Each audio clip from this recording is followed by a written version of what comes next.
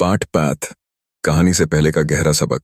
कभी कभी इंसान का सबसे बड़ा दुश्मन कोई और नहीं, उसके खुद के अनआंसर्ड थॉट्स होते हैं, जो जब तक जवाब नहीं पाते तब तक दिमाग को खाते रहते हैं, और जब जवाब मिलता है तब तक सब कुछ खत्म हो चुका होता है।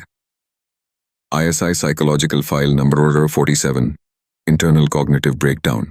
कहानी शुरू होती है। उसने जब पहली बार दीवार को घूरना शुरू किया था तो किसी को फर्क नहीं पड़ा।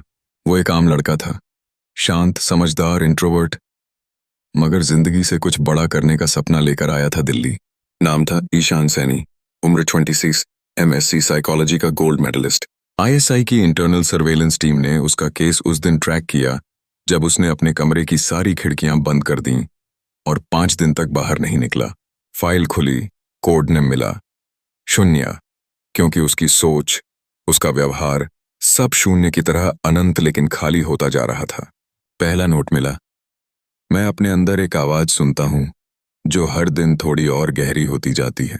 ISI की बिहेवियरल यूनिट जानती थी ये सिंपल स्किज़ोफ्रेनिया नहीं है, ये कॉग्निटिव वॉइड सिंड्रोम है जो उस जैसे हाईली सेल्फ अवेयर इंसानों को निगल जाता है।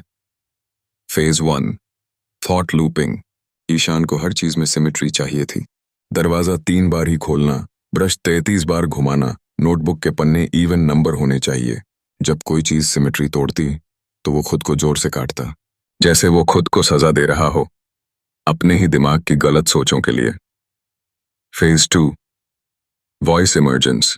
ISI की फाइल कहती है 3 बजे सुबह उसने कैमरे की तरफ देखा और बोला, मैं जानता हूं तुम मुझे देख रहे हो, लेकिन असली नजर तो मेरे अंदर वाले मुझ पर है।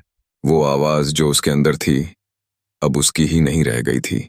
उसने खुद को समझाया, अगर ये आवाज मेरे अंदर है तो इसका मतलब मैं खुद को सुन रहा हूं, लेकिन अगर मैं नहीं हूं तो फिर कौन है?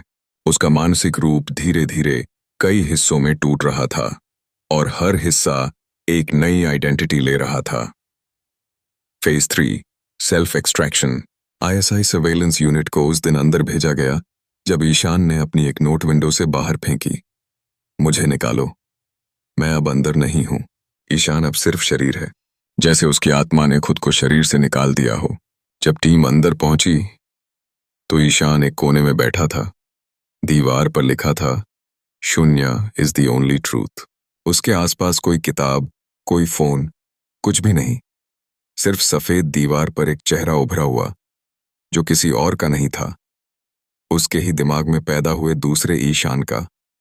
ISI ने उसकी पूरी कॉन्शियसनेस को ट्रैक करने की कोशिश की, लेकिन EEG रिपोर्ट कहती है